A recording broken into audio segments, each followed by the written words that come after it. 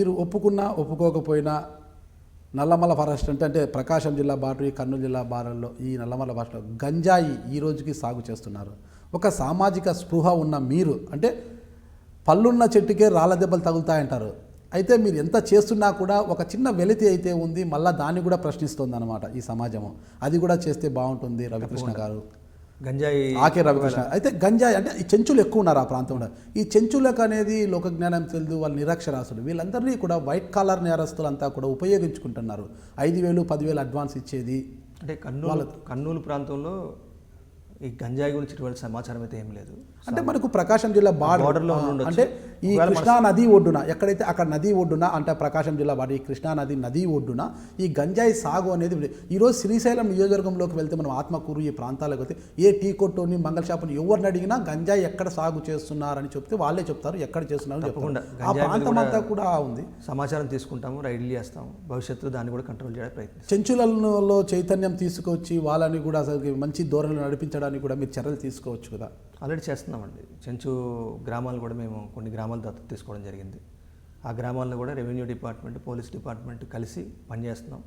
చెంచు పిల్లలందరూ చదువుకోవాలి అని ప్రస్తుతం వాళ్ళకి ఎడ్యుకేట్ చేస్తున్నాము. కొన్ని వాళ్ళు తాగుడికి బానిసలు అవుతున్నారు, అవి కాకుండా ఉండడం కోసం కూడా కొన్ని ప్రయత్నాలు చేస్తున్నాం. ఆ ప్రయత్నాలు ఇంకా కొనసాగుతున్నాయి, భవిష్యత్తులో ఇంకా చేస్తాం.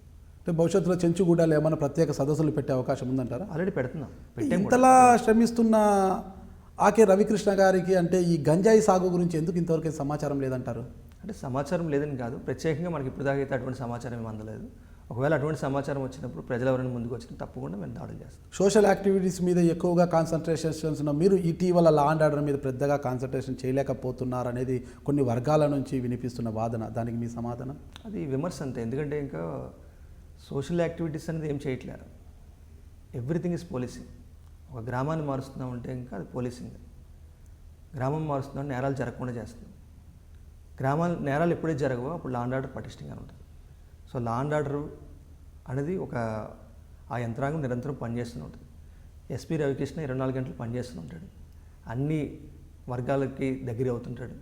అదేవిధంగా మీరు చూస్తే ఇంకా ఏ నేరం జరిగినా సరే స్పందన, కర్నూలు జిల్లాలో మీరు చూస్తే తక్షణం స్పందన ఉంటుంది.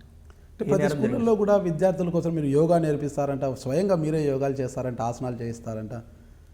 ఎక్కడెక్కడ చేస్తున్నారు ఇప్పుడు అలాంటివి? అంటే జిల్లాలోని 4,000 మంది సిబ్బంది ఉన్నారు. ముందు సిబ్బందికి యోగా నేర్పుతున్నాం. యోగా నేర్పడానికి ప్రధానమైన కారణం ఏంటంటే ఇంకా వృత్తిలోని పోలీసు ఉద్యోగంలో చాలా ఒత్తిడి ఎక్కువ ఉంటుంది. ఆ ఒత్తిడిని తగ్గించడం కోసం యోగా చేయడం జరిగింది. నేను కూడా చాలా ఏళ్ళుగా యోగా చేస్తున్నాను. యోగా ఒకటే కాదు, మా అందరికీ చెప్తున్నాను, యోగా చేయండి, సైకిల్ తొక్కండి, నడవండి, పరిగెట్టండి. వీటన్నిటి వల్ల మీరు హాస్పిటల్ బెడ్ మీద పడుకునే పరిస్థితి రాదు, ఆరోగ్యంగా ఉంటారు. మీరు ఆరోగ్యంగా ఉంటే మీ కుటుంబం ఆరోగ్యంగా ఉంటుంది, మీ కుటుంబం ఆరోగ్యంగా ఉంటే సమాజం ఆరోగ్యంగా ఉంటుంది.